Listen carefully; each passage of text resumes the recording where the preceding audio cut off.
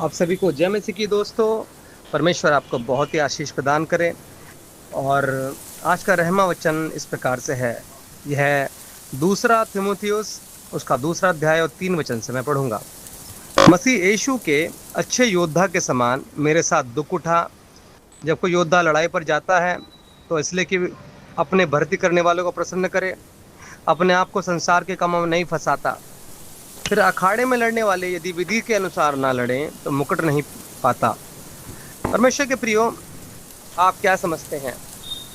आप लोग एक युद्ध में हैं और युद्ध जो है वो व्यक्तियों से नहीं है, अंधकार की सामर्थ्य से है। और अंधकार की सामर्थ्य को आप फिजिकल स्ट्रेंथ से नहीं जीत सकते हैं, यानी कि शारीरिक सामर्थ्य से आप अंधकार को नहीं हरा सकते हैं।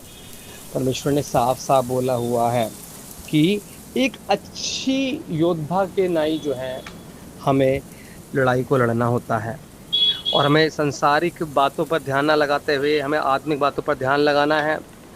जैसे एक अखाड़े में लड़ने वाला एक मुरझाने वाले मुकुट के लिए इतने संयम से लड़ता है, प्रैक्टिस करता है, तो जब हम इस आत्मिक युद्ध में होते हैं जहाँ पर हमारे घरों पर परिवारों में समस्याएं होती हैं, हमारे जीवन में आत्मिकता की कमी होती है, हमारे जीवन में परमेश्वर के अनुग्रह की कमी होती है, तो हमें जो है हर कुश्ती को अच्छी प्रकार से लड़ना है, जिससे कि हम परमेश्वर की योजनाओं को समझ पाएं और परमेश्वर की सामर्थ्य में चलकर अपने जीवन को जयवंत होकर आगे बढ़कर जो है ग्रेस को और ब्लेसिंग को प्राप्त करने वाले बन सके। मैं कहना चाहूँ, बताना चाहता हूँ कि प्रभु यीशु मसीह ही वो रास्ता है जिसके द्वारा आप जो है किसी भी प्रकार की लड़ाइयों से, किसी भी प्रकार की समस्याओं से, जो अंधकार की हैं, फिजिकल नहीं, उससे आप निकल सकते हैं और जीत सकते हैं। तो खुदावंद यीशु मसीह आप लोगों को तैयार करें उस योद्धा की नाई। जैसे खुदावंद ने हमें नाम दिया प्रेयर वॉरियर्स, तो ऐसे ही योद्धा के नाई हम तैयार भी हों और उस कुश्ती को हम अच्छे प्रकार से लड़ें, जिससे कि हम जीवन को प्राप्त कर पाएं। प्रभु यीशु की सामर्थ्य के द्वारा हर व्यक्ति को मैं आशीष प्रदान करता हूं और ये ग्रेस इनके जीवन में ट्रांसफ़र हो, ये महिमा इनके जीवन में ट्रांसफ़र हो, ये आदर इनके जीवन में ट्रांसफ़र हो, ये करुणा इनके जीवन में ट्रांसफ़र हो, ये चंगे हो जाएं सभी लोग सुनने वाले, और ये प्रभु यीशु मसीह कुश्ती को अच्छे प्रकार से लड़ने वाले बन सकें।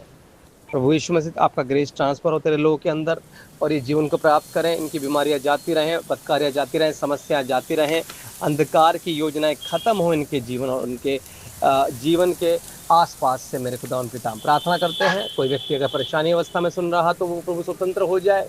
आज प्रभु यीशु मसीह आपका ग्रेस इनको चलाए, बढ़ाए और दौड़ाए और महिमा आपकी हो जाए।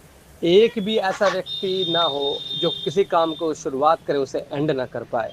एक सुखद एंड और पावरफुल एंड और सामर्थ्य एंड की मैं कामना करता हूँ पिता। सभी के लिए दया करें, हर व्यक्ति को संभालें, हर व्यक्ति को बचाएं, हर व्यक्ति में अपनी आत्मा को प्रभु यीशु मसीह आप बैठाएं, अपनी महिमा, करुणा और भलाई के लिए कृपया करके प्रभु आप इस्तेमाल करें सभी को। आप क्या चाहते हैं वही हो, आप क्या चाहते हैं वही हो, और आपकी दया सभी के ऊपर बढ़ती चली जाए। मैं हर व्यक्ति को आपके हाथ में सौंपता हूँ, हर योजनाओं को आपके हाथ में सौंपता हूँ, हर प्रार्थनाओं को अपने आपके हाथ में सौंपता हूँ। प्रभु ये सुगंधित अर्घ के समान आपके सामने पहुँचे और लोग बचे।